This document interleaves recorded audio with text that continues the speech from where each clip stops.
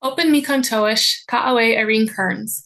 I'm a citizen of the Federated Indians of Graton Rancheria and the program manager for the National Museum of the American Indians Education Initiative, Native Knowledge 360. I'm a brunette woman and I'm wearing a blue shirt, white cardigan, and clamshell beads that were given to me by my brother.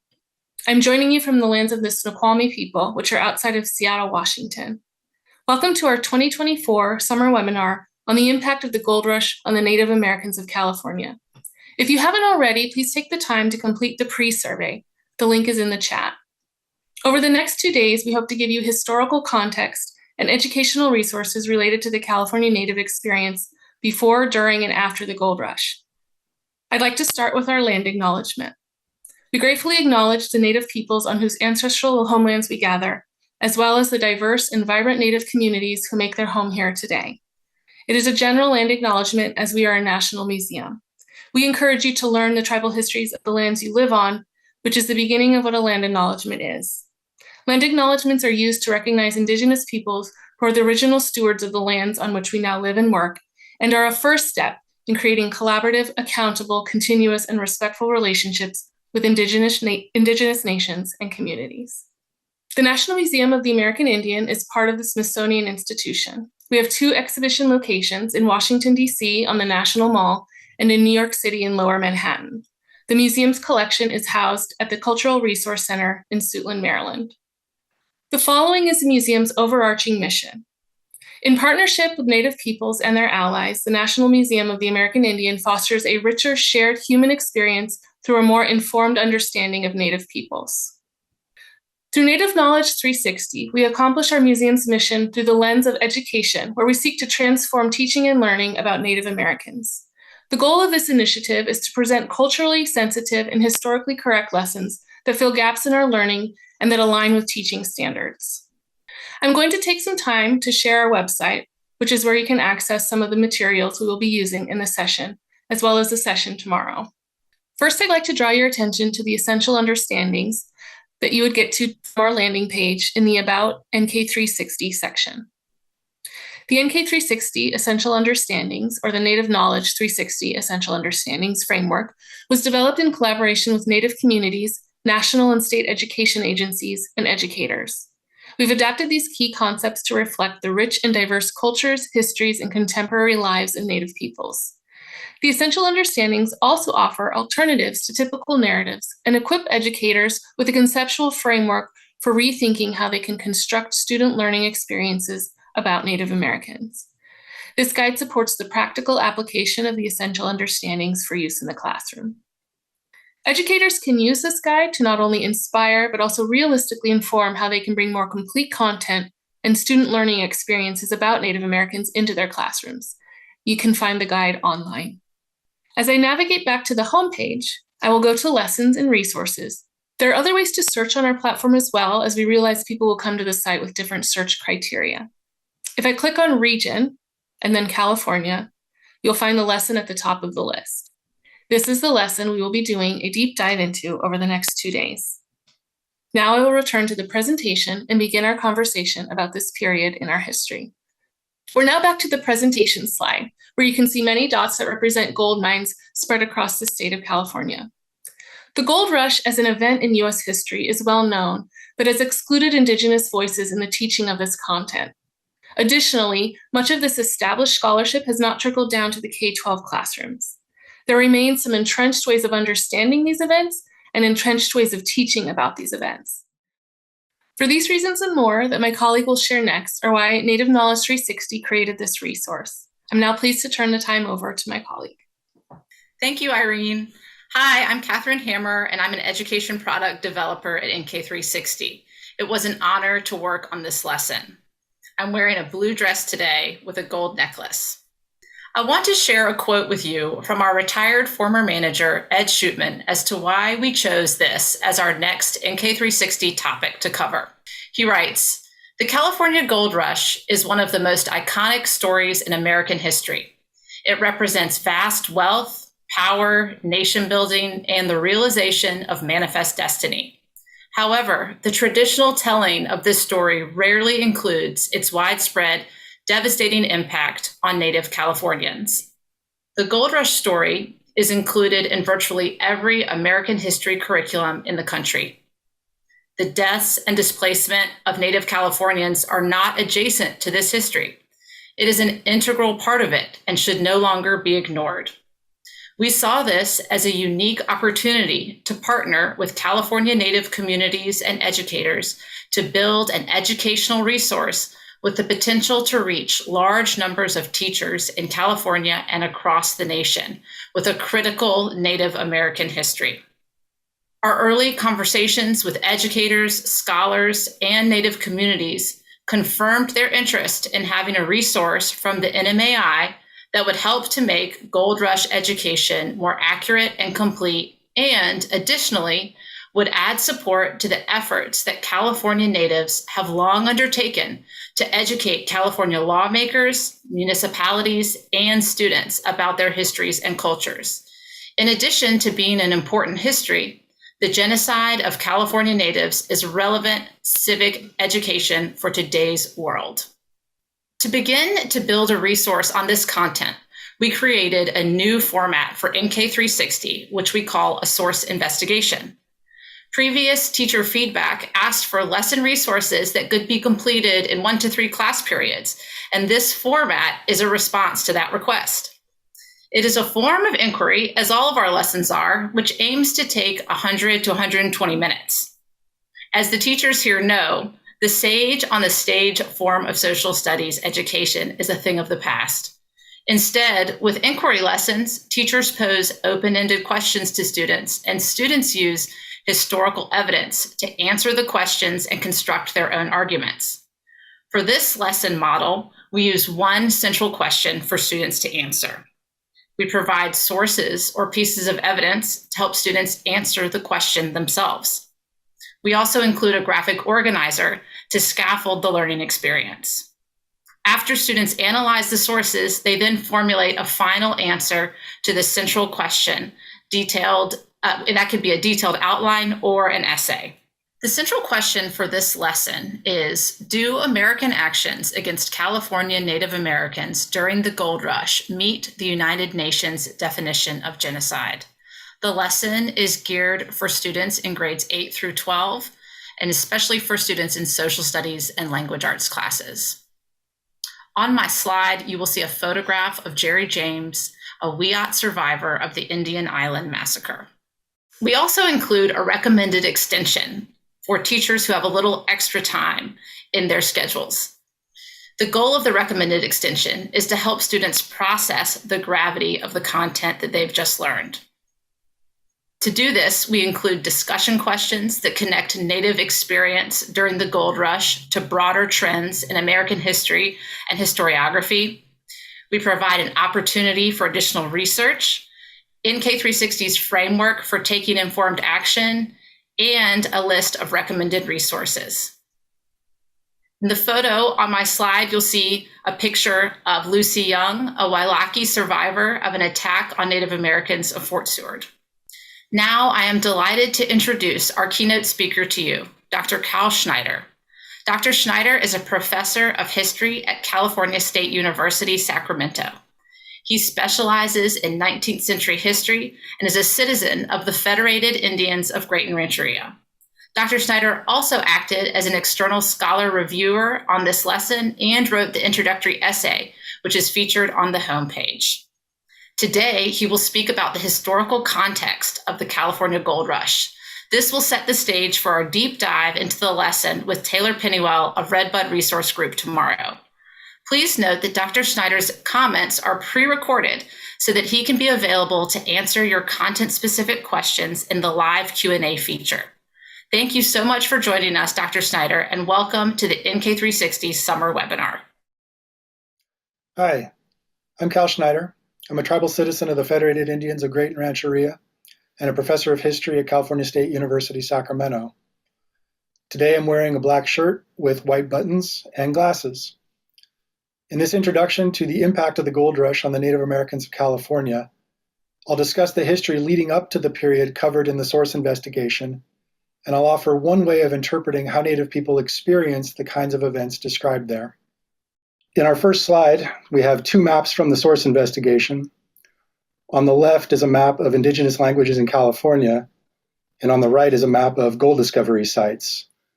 The two largest clusters in the northern half of the state being the areas most directly related to the period understood as the gold rush. And then there's a quote at the bottom of the slide that I'll explain in just a second.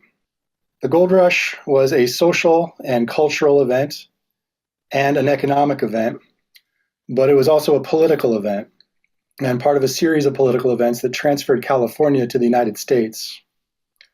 By political event, I mean that during it and because of it, people changed who governed in California, changed the rules governing it, changed how rights were assigned and claimed in it, and changed who would benefit from economic activity within new political borders. As a political event, the gold rush falls within two timelines that I'm interested in as a historian. First, the gold rush was one part of a longer political history of California that includes the long period of time before California even existed, beginning before anyone from Europe or their descendants came here. And second, it happened at a more specific moment in the history of political dealings between the United States and sovereign native nations. As a historian, my goal here is to position the source investigation within both of these political history timelines.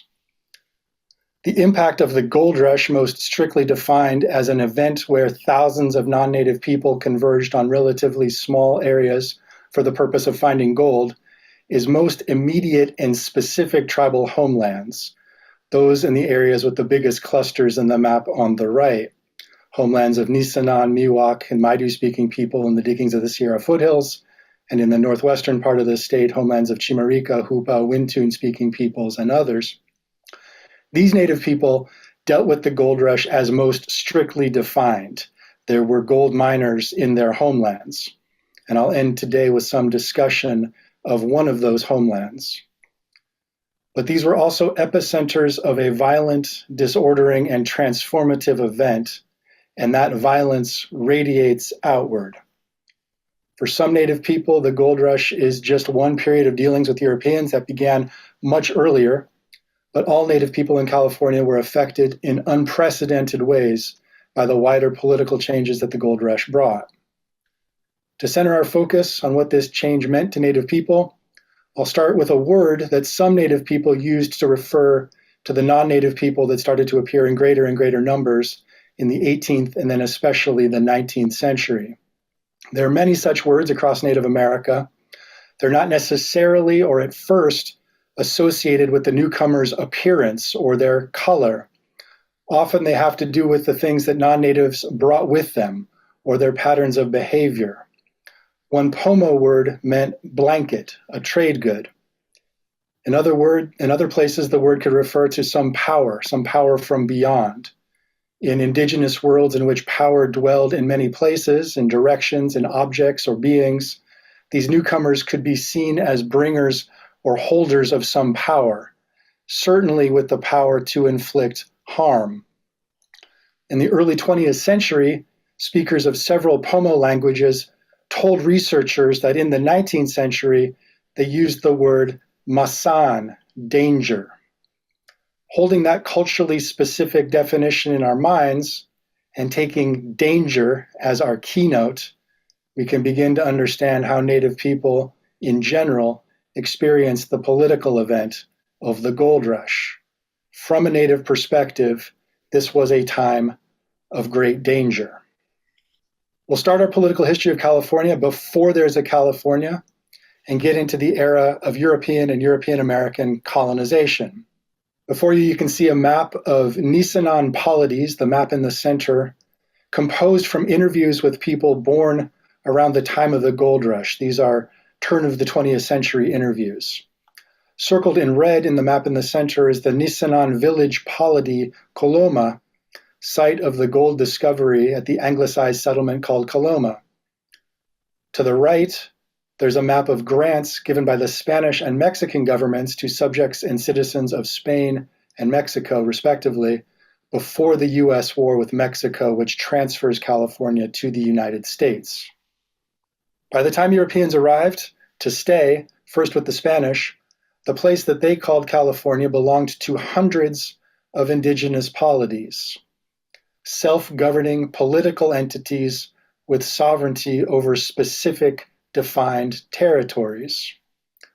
A polity could be a single village or a couple closely allied villages under the same political authority. Again, there were hundreds of these polities within what became the political borders of California. Each polity had clear rules for demarcating territory, defining it against political outsiders, and then apportioning rights to people within the polity, the people on the political inside. The world outside the village polity, or the closely allied cluster of villages that made up a polity, was unpredictable and not necessarily even bound by human conventions and norms. Inside, in villages and in the immediately surrounding areas where most of the food was harvested and processed, that was understood as domestic space, human space, where normal human behavior governed. And that meant kinship-defined mutual responsibilities and obligations ruled. Beyond the sovereign polity, strangers across a wider landscape could become friends or relatives through mutually understood social and cultural processes.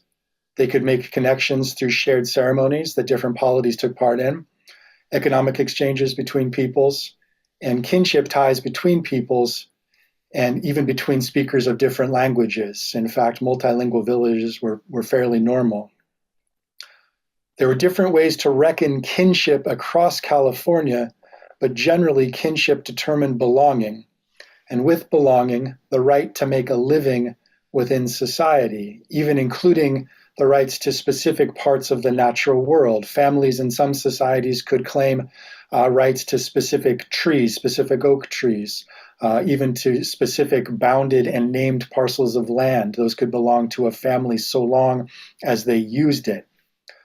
The rules were not the same everywhere, and this wasn't property as Europeans or Americans understood it, at least not exactly. But generally, as was true in European societies, what we call property was a set of cultural practices and governing conventions regarding the use of land. In both cases, European or Native American, there are rules that define beneficial interactions with the land on which a great power has placed you to help you live. Europeans believed that in colonizing America, they were taming a wilderness, that is, a place that showed no real, as they would put it, improving human hand, and by implication, a place that had no property, no rules, no government, no existing owners. In using settle as a verb, Europeans believed they were establishing the first permanent habitations in the place and also making the place more productive and peaceful, kind of in both senses of the phrase settle down. In both cases, they're wrong. Colonization everywhere in America was a violent unsettling, a unilateral breaking of the rules that people had set up over millennia to explain and govern their possession of the place. An anonymous Pomo man in the 1930s described the pre-invasion world of California as one of order and prosperity based on kinship-based polities. He said that families served the functions performed in 20th century American society by the, quote, police and soldiers, by the courts, by the post office, by the school. In the old days, he said, families regulated behavior within the community and, quote, we mind our own business and restrained ourselves. And he said, we lived well. When non-native people arrived, their distinguishing feature in his eyes was that they were, quote, homeless and had no families. So they were heedless of the rules of the place. They, quote, came by themselves and settled on our property. He's probably being deliberately provocative in the 1930s, using settling and property to reach his audience, to emphasize that these things already existed. What came next with the arrival of non-native people was not the beginning of political history or history of any kind, but a dangerous disruption to well-established political orders. So let's describe what that change entailed. What was the danger? The gold rush was an exceptionally dangerous time in native California, and the changes it brought were drastic and life-altering, no matter where one lived in native California. But the gold rush also follows from older patterns of colonization. There are some important precedents from earlier periods of Spanish and Mexican colonization that influenced the arrival of people from the United States. Native Californians encountered these dangers at different times, but the gold rush made them impossible for anyone to avoid. The first precedent was the deployment of non-native sovereignty or absolute governing authority over native polities. It began with Spain's assertion of ownership through the doctrine of discovery, a medieval church law that gave Christian rulers the right and the duty to subdue non-Christian peoples that they, quote, discovered. The king, the Christian sovereign of the country, could assign land use rights within new conquests to his subjects. Non-Catholic countries that followed Spain to America found this a convenient doctrine. A decade or so before the gold rush, the U.S. Supreme Court held that this was the legal precedent for American sovereignty over native land. The Supreme Court held that native people did not own their lands in the same way that European Christian countries or their descendant states in America did. They had a right of occupancy, native nations did, only insofar as they accepted the sovereignty of this new colonizing power. There's a second precedent. Colonization depended on an idea of difference. These inhabitants of the New World may be people with souls, colonists argued, and thus ripe for conversion, but they're not people like us. The basis of that difference was first understood as cultural, primarily religious, and thus only temporary. Once native people were made Christian, there might not be any difference, meaningful political difference among subjects. But in time, and in the actual historical experience of colonization, difference came to be understood as innate and biological, as racial, and therefore permanent. And it thus assigned a permanently subordinate place to those who are designated as racially different from the rulers of the country. Third precedent, colonization gave the state power to regulate native people's behavior for the benefit of the colony. That's a power that's usually expressed or euphemized in the desire to, quote, civilize native people. Following from the perception of difference came the belief that conversion required state-backed cultural conversion and extended supervision of native people. This also suited the needs of a colonizing state like Spain that required productive colonies. You could enforce a labor regime on Indians in the name of civilization. California's missions, where some native people encountered the dangers of colonization for the first time, were conversion centers, but they're also places of coerced and supervised agricultural labor on farms and ranches. The two things were interconnected as goals of the church and the state. A fourth and final precedent. Colonization imposed restrictions on people's use of and recourse to their indigenous territories. The independent Mexican Republic succeeded Spain in California and dissolved the missions and granted mission lands that the Spanish state had claimed under the doctrine of discovery to private citizens.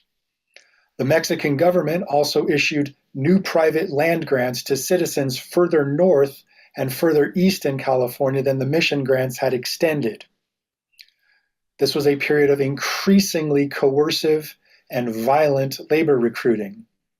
At the end of the mission period and into the period of Mexican rule from the 1830s into the early 1840s, Mexican grantees increased their rating for captive laborers.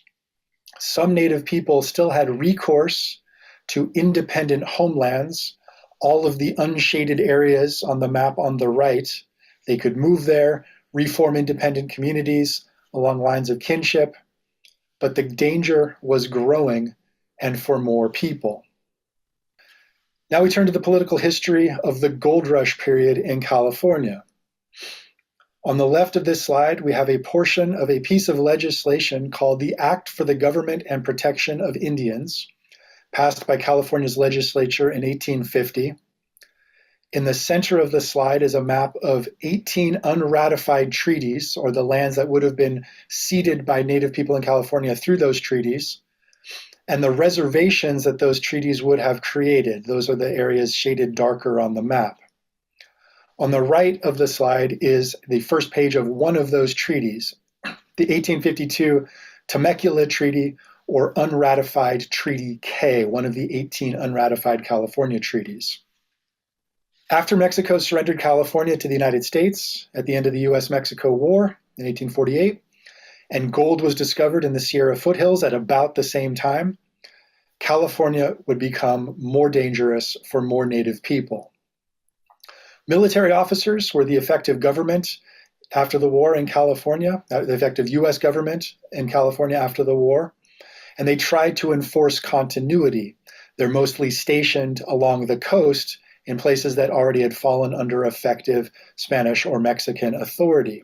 They want to preserve a regime in which California Indians remained at work on the land grants of the previous regime, where they were supposedly, quote, pacific, tractable, and useful to the white population.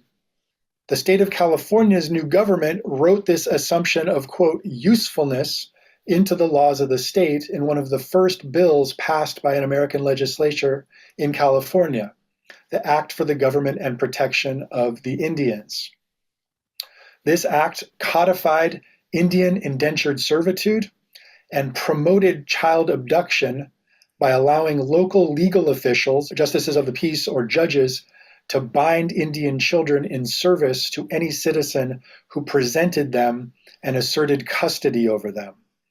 It also prescribed convict labor leasing for Indians arrested by state authorities for crimes like, quote, loitering or strolling about. It also restricted Indian residency to their places of work and barred economic practices or even movement that conflicted with the interests of white property owners. The act also empowered, quote, proprietors, that is, property owners, to set off certain lands for Indians and to employ and clothe them.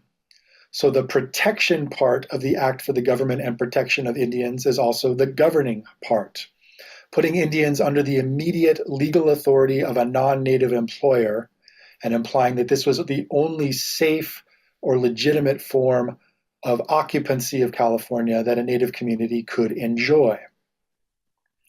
This state law commanded that Indian security and their ability to make a living depended entirely on the value they provided to the, quote, rightful owners of the new state. So it broadened the danger to Native people anywhere they encountered Americans. But at the same time, the United States government, which claimed ultimate sovereignty over California now, asserted its right to oversee the political process that made California an American place, rather than just leaving it to the state and to its citizens. Under the Constitution, the United States claims exclusive authority to acquire Indian land by treaty, as it was empowered to make with foreign governments, and put that land on the market. In exchange for surrendering their title to the United States, tribes reserved rights of occupancy that states or citizens could not deprive them of or interfere with. The federal government had to have exclusive authority, federal officers believed from the time of the Constitution, because only the federal government could prioritize order in the process of transferring native land to citizens. I don't mean that this was peaceful. Federal dealings with tribes were always backed by force, by the threat of violence or the use of violence, but national elites believed that they could use that force with more restraint than frontier citizens, and even with some justice, as national elites defined it, to the tribes, while they could efficiently create a market in land, which is the main purpose of the policy, not just opening a general violent rush into what was called Indian country, where you would have potentially competing land titles that might hinder the economic development of the place. So you need a treaty for that orderly process of transfer. So in 1851, the Senate sent 3 treaty commissioners to California with vague instructions to make treaties of some kind with California Indians. The treaty commissioners had no explicit instructions to do so, but they arranged and submitted to the Senate, that has the power to ratify treaties, 18 treaties that they made with groups of male political leaders who represented some, but not all, of California's native polities. The treaties gave the U.S. authority to govern and to open up tribal lands. In making the treaties, the U.S. acknowledged that California tribes retained a right to some reservation lands under federal authority. Those are the dark areas that you can see in the map. All of the treaties had similar language, acknowledging the sovereignty of the United States, and language placing Indians under its, quote, exclusive jurisdiction, authority, and protection. They all also named a purchase price, a pretty cheap one, of a one-time distribution of beef and flour, and then annually, but for only 2 years, of payments of clothing and material and sewing tools, needles and thread, iron and steel, farming tools, and a few hundred head of livestock. Each treaty described the boundaries of the area that was reserved for each signatory's use. These 18 reservations, each for multiple tribal groups, would be under the sovereignty of the United States, whose officers were directed in the treaties to supervise the Indians' supposed, quote, settlement and improvement. The U.S. also agreed, pursuant to that requirement, to employ at each reservation a farmer, a carpenter, a wheelwright, a blacksmith, and teachers, quote, as the president may deem proper to instruct said tribes in reading, writing, etc., and in the domestic arts and manual labor. So the treaties follow some important precedents. They extend sovereignty over the tribes. They confine them to approved areas of land. They presume to regulate their behavior through supervised labor. But as much as a danger as the treaties would have posed, what happened next was even more dangerous. Had they been ratified, the treaties would have established 18 corresponding reservations in California, reservations removed from non-Indian settlements and under the authority and technically, legally speaking, under the protection of the federal government. But the California Assembly and the Senate issued resolutions that urged the state's delegation in Washington, its representatives in the Senate, to oppose any and all treaties that would give Indians an exclusive right to occupy any of the public lands of the state. So in June 1852, in closed executive session, the U.S. Senate voted to reject the treaties. American citizens now encountered Native people in places that had been remote from the dangers of Spanish or Mexican control. And as they did, American citizens had no meaningful restraints on their actions. In fact, without even the modest restraints that federal treaty policy might impose on them, they were backed up by the laws of their state and free to deal with Indians according to their own interests. One understanding of citizenship that Americans brought with them included the absolute right to hold property and the broad freedom to pursue it, even through the domination of other people who held no rights. This understanding of citizenship was created out of the experience of slavery and the availability of land on a, quote, Indian frontier. Citizenship rights were most clearly connected here to the freedom to act against non-whites, to get and to hold property.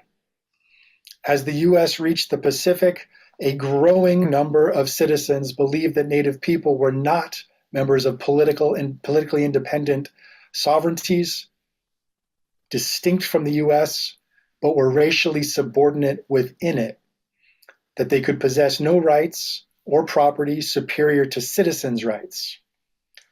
The countries of California Indian polities were now in the hands of citizens that demanded and had maximum freedom to act with respect to Indians. For Native people, it is an unimaginably dangerous place to be, and the consequences are what you find in the source investigation. I want to end with an example of how Native people encountered the danger within one place most immediately impacted by the gold rush, and how they kept a memory of that danger after the gold rush. In this slide, we see photos of the Nisenan man William Joseph, or Bill Joe, and his 1930s interviewer Hans Uldal. We also have a portion of the book they published, Nisenan Text and Dictionary. Above it are two maps of William's homeland. On the left is a detail of the Nisenan villages map that we've seen before, and one is a detail map of the treaty sessions in California. In 1930, William Joseph was living in Auburn, which is visible in both maps just to the left of center. William Joseph, also known as Bill Joe, was born in the early 1850s in the Nisenan village Palauma, not far from Coloma, the site of the first gold discovery named after another Nisenan polity. In the early 1930s, he spoke to the Danish linguist Hans Uldal at the Indian Rancheria at Auburn, California. You can see Auburn overlaid on the cluster of pre-American Nisenan villages on the middle fork of the American River on the map in the center. And he shared for publication several historical narratives and cultural texts that were published as Nisenan Texts and Dictionary. These narratives ranged from old-time tales to more recent history and autobiographical stories. A few of them were about Native people trying to apply the rules that their societies had developed over hundreds of years to new dangers. But they also showed how dangerous the gold rush was. One story centers on the central economic activity of Gold Rush, California, gold mining, and the place where the gold rush began. It began, as most stories did, in a specific place, a specific part of the Nisenan world. A boy from Okem was out hunting along the places people called Pulak and the whites called Buck's Bar, a gravelly bed or bar where miners looked for gold along the north fork of the Cosumnes River, which is at the southern edge of the shaded region in the map in the middle. William tells us in the story that in that river, Indians and white men prospected for gold, hinting at a period or maybe just a hope of coexistence. As the boy from Okem hunted, he passed an empty cabin. Hungry, he went inside and took food and also some of the gold that the cabin's owners, American miners, had taken out of the river. The miners tracked the boy home, apprehended him, and hanged him. As people had appealed to their chiefs to try to stop it, to try to find some resolution that didn't involve killing. But the chiefs could only use the occasion to teach their people about the kind of danger that now confronted them. Here's the quote. When the chiefs made speeches, they said, "Do not take anything from them. Do not steal from them. They will treat you that way if they catch you. These white men are different men. They are not our relatives," the chiefs explained. That is, they would not be likely to overlook or forgive a transgression in the interest of preserving harmony, and they would not listen to appeals put in those terms. William has another line later in the text referring to, quote, the good white people who came later as being, quote, married people. But early on, mining camps were composed almost exclusively of single men. That was worrying enough to Anglo-Americans back home in the places that these men came from, but this makes them very dangerous to Native people. The danger persisted even as Native people tried to adapt to the new rules that governed them. Later in the same story, another man was hunting and found gold in the creek bed. He took it home to his people and said that they should all go back together and get more gold. They returned 5 or 6 times, and then they went into a store in a white settlement, bringing the gold and understanding the obvious. It had value as currency in white society. They could use it to buy useful goods, but also their work at mining gold could signal that they were willing to take part in a mutually understood economic exchange with non-natives, and that exchange might alleviate social tensions between people, as it had in native societies. According to William, though, the storekeeper wondered aloud where the Indians were getting the gold, One of his associates suggested they follow them. They, quote, watched them at work until sunset when the Indians went back from work. The verb work is interesting not because work was new in Native societies, but this was work as American miners would have understood it. And Native people in this story, as in a historical fact, adapted it as they attempted to make a living in a rapidly transforming place. But the next day, when Indians, quote, tried to go to work, the white men were gathered at the diggings.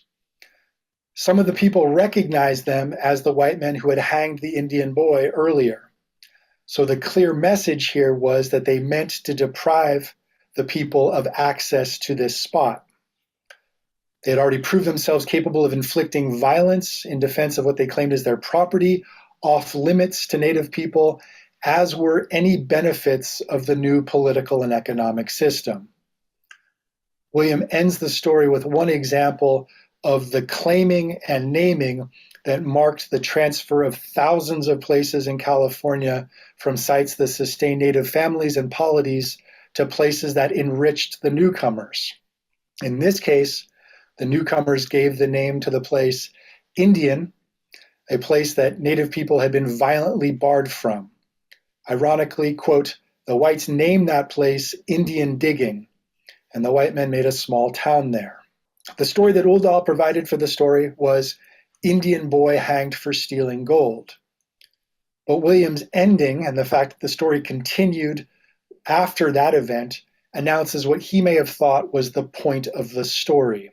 Quote, that way, those white men stole their prospecting place. The story is one small glimpse of a dangerous moment in Native California political history. The total transformation of the place, following a deadly act of violence, the onset of a climate of threatened violence that makes the old ways of making a living nearly impossible and the new ways dangerous as well.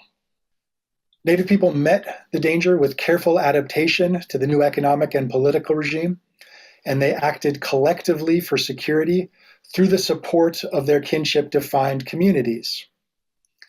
Another story, which had a different kind of ending, was probably well known among the people before William Joseph shared it with Uldahl for publication. A brother and a sister from the Nisenan village Kadema, which is across the American River from where I teach, numbered village 45 on the map by Sacramento to the left of the map in the center. The brother and sister went out to pick blackberries and were kidnapped and were taken out of their country to the eastern shore of San Francisco Bay and held to labor there for 4 years. While there, the sister hid food bit by bit until they had enough food stored to run away.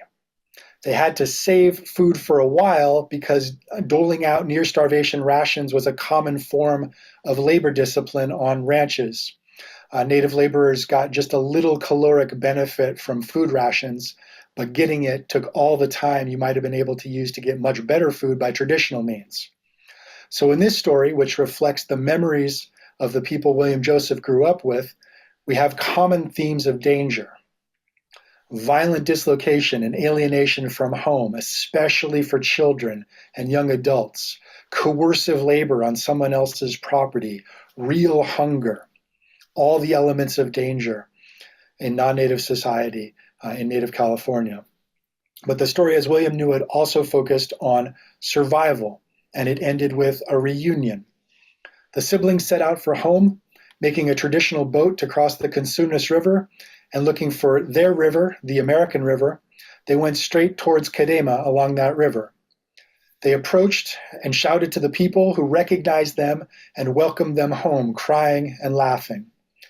They had what William Joseph called a small time, which was a celebration, to gather the people and to offer gratitude for the safety of the community. As in the first story, this one shows elements of the danger that Native people encountered. This story also shows more insight into important themes of how Native people survived that danger and how that survival was kept in the memories of survivors.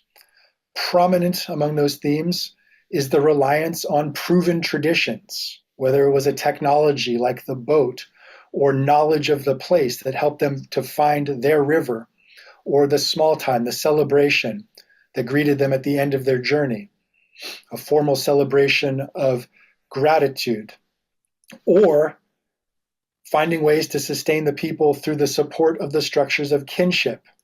The siblings offer each other literal sustenance and support, and more generally, the story ends with a reunion with relatives in their village. William finished this story by describing where the brother and sister went on to live into old age, and he named some of their living relatives, even speakers of different languages, who came together for safety at new villages. These survivors and their descendants, violently dispersed from their villages, gathered at California's modern-day reservations and rancherias in the aftermath of the gold rush.